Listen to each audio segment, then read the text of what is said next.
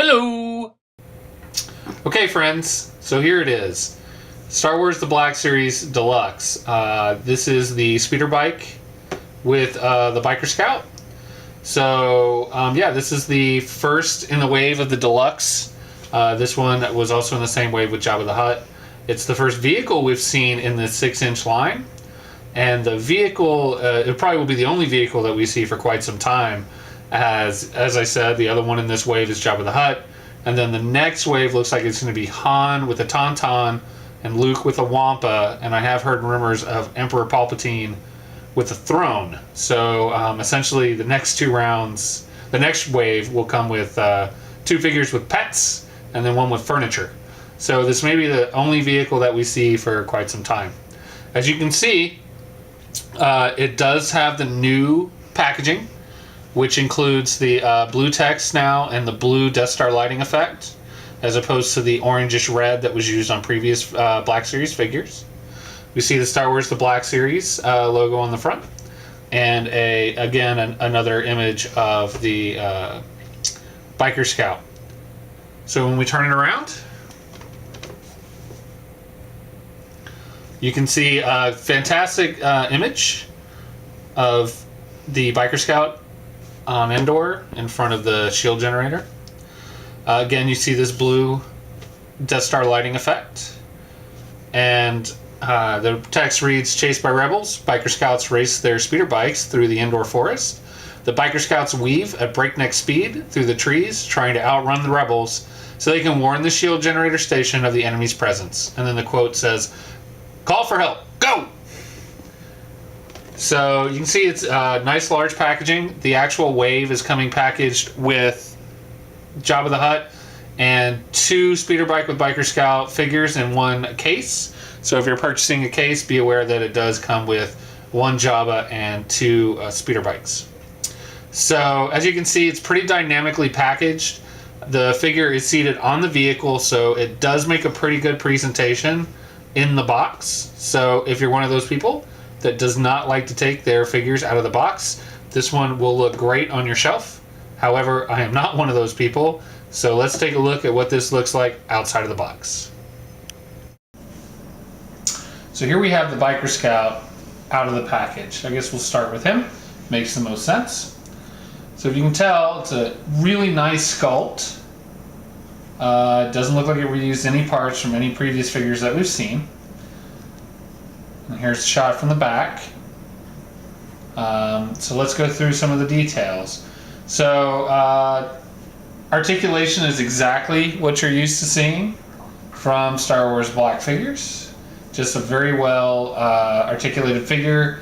Lots of articulation in the ankles, shins, thighs.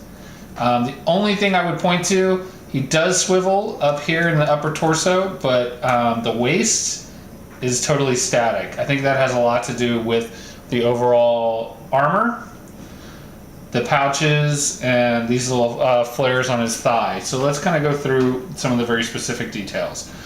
So to start with, you can see that we've got some encrusted dirt here on the breastplate, encrusted dirt here on the boots. So you can see that the paint application just really reflects someone who's been out on the Endor surface riding the speeder bike. The bottom of the boots is very well detailed. You can see there's two peg holes, one for standard standing up and one for the speeder bike, which we'll get to in a minute. Overall, just a wonderful figure sculpt. Here on the back, we have backpack, belt, looks very nice. There is a little bit of a flap, which will probably be impossible to get on camera because it's black on black. And with the strap going through the groin, kind of almost like some of the other figures we've seen, especially Luke in X-Wing pilot gear.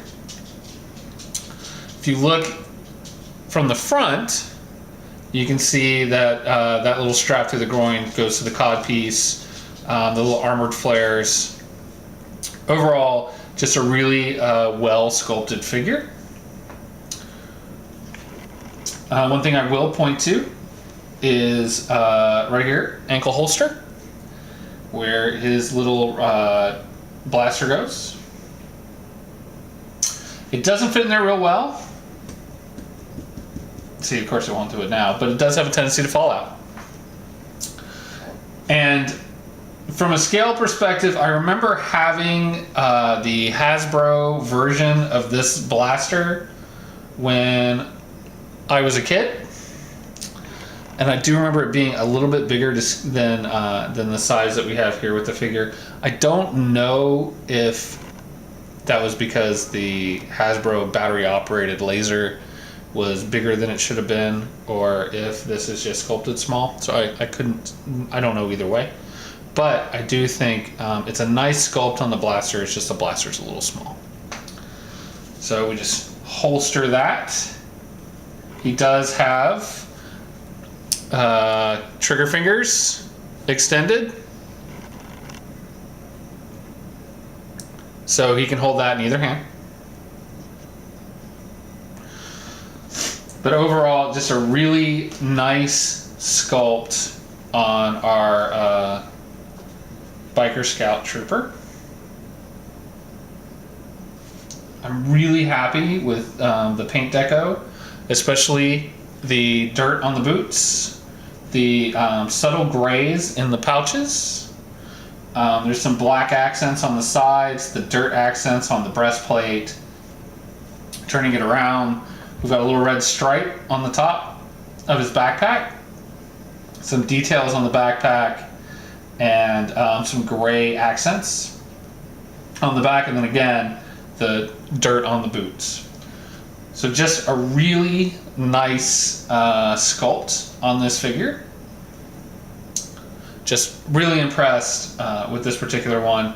I think that given all the Star Wars Black Troopers that we've seen now, Sand Trooper, Stormtrooper, the Clone Trooper, which if you saw my review I wasn't a huge fan of, and then the Scout Trooper, I have to say the Scout Trooper is by far my favorite. I think that it's just a really great figure that represents its movie counterpart really well. So let's take a look at the speeder bike. So here's the speeder bike. As you can see, just a nice sculpt overall. The stand's a little wobbly.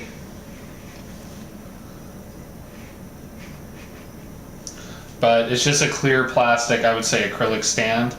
Let's do the stand first, just because. So the stand is unique in that it's got 3 different levels. You've got the tallest level, a medium level, and a low level. And if you look at the end of this video, I've got a bunch of different poses using the different levels, so you can kind of get a better idea of what those levels look like. But I find the low level is kind of my favorite, just because it looks like it's parked and it's just hovering, as a repulsor lift vehicle like a speeder bike is going to do. So let's look at the actual bike.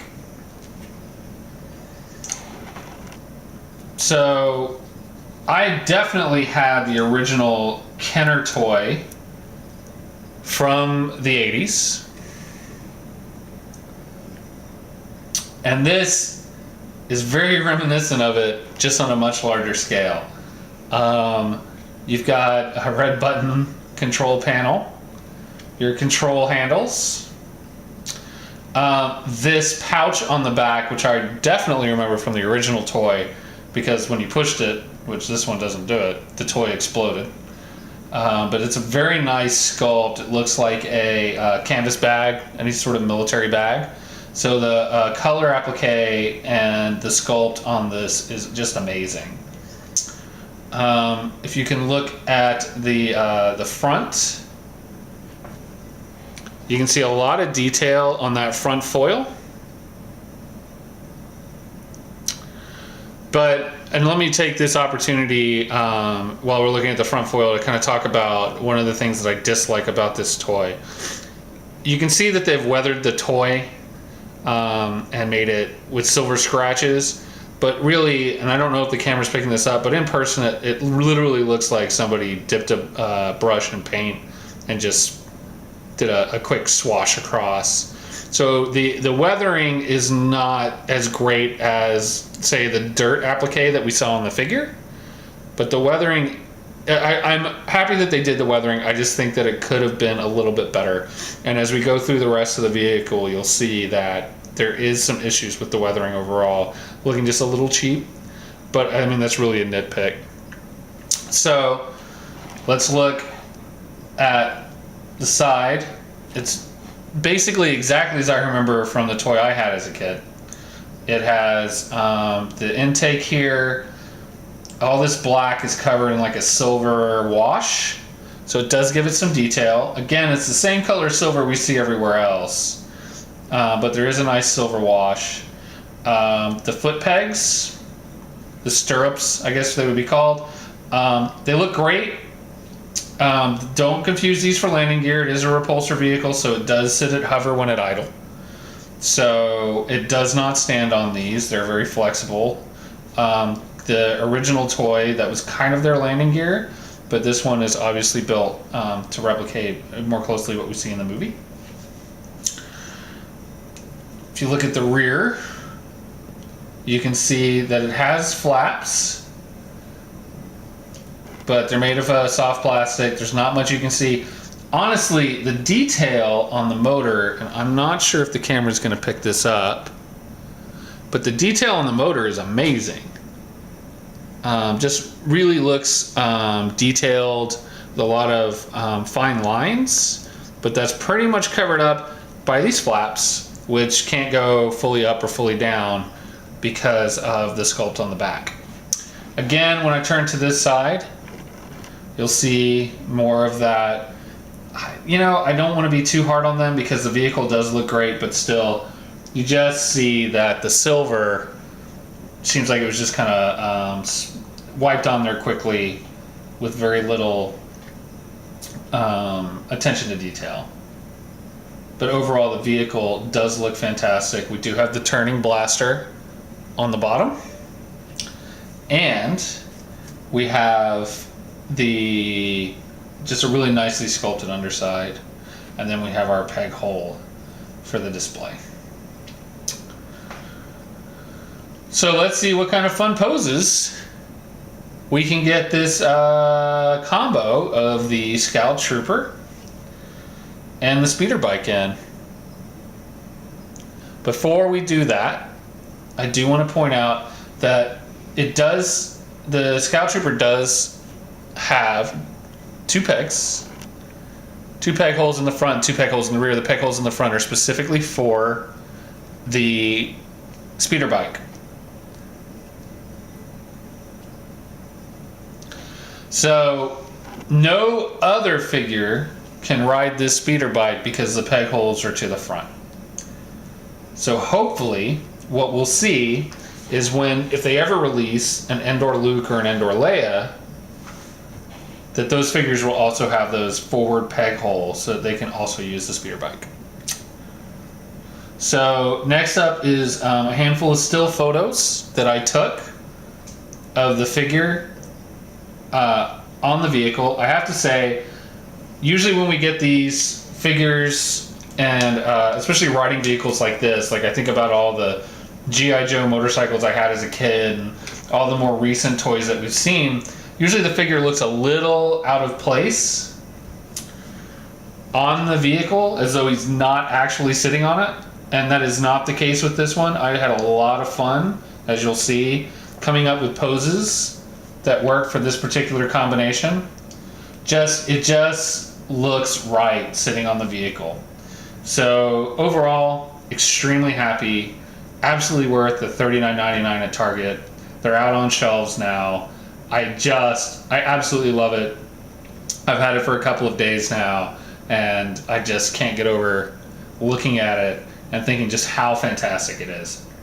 So definitely recommend picking this one up. It's not a super high price point for something that looks as good as this. So that's it. Enjoy the stills.